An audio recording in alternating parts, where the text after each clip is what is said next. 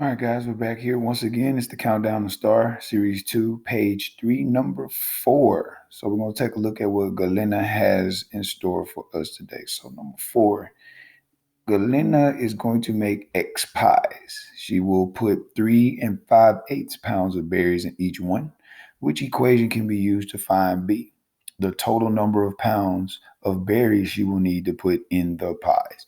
Okay, so it doesn't look like we're solving anything here, so we don't have to worry about coming up with a specific value. It also looks like that we don't need to make a necessarily plan from a formula chart or anything like that. We don't need a calculator. We just need to be able to put this into word or from a word sentence into a numerical sentence being an equation. So let's take a look at how we're going to do that. So I've got some numbers here. I've got 3 and 5/8, and I got X. So those are the two numbers that I have. So it says I want to find the total number of berries you will put in the pies. Well, if X represents the number of pies, well, I don't know how many pies that I'm going to be making. So what I need to determine is okay, well, is 3.58 how many pies I'm making, or is that something I'm going to use to manipulate how many pies or how many berries I'm going to put in each pie? So let's look at the actual answer choices and see what can we come up with to match the words in the problem. So let's look at F.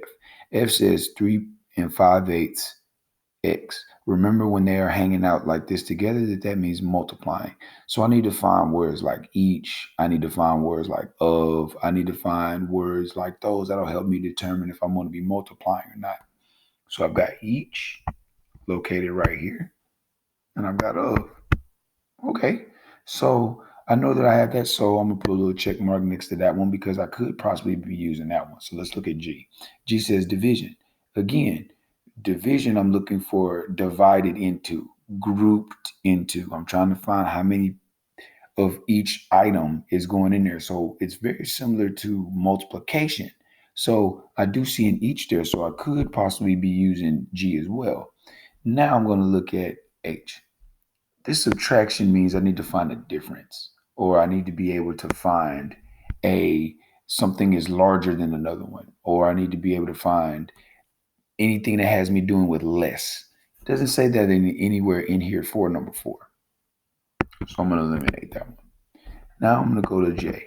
J says plus, so I'm looking for a total perhaps. So I'm looking for all together, or a total amount, if you will. So I do see total number right here in the problem. So I'm going to put a check number next to that one.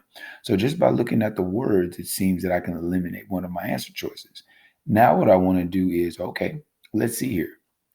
We're going to think about this just instead of pies, let's think about bags instead of pounds of berries. Let's just think about some chips or some Takis like we would eat. So if I'm going to put 3.8, let's say it says pounds, why not? 3.8 pound, 3 and 5/8 pounds of, let's call those Takis, into X bags. Well, I'm trying to figure out, well, how many total berries am I going to make out of those bags? Well, if that's the case, I'm not going to be adding those two numbers together because I don't know how many bags I have. The bags are going to tell me how many pounds I'm going to be using total.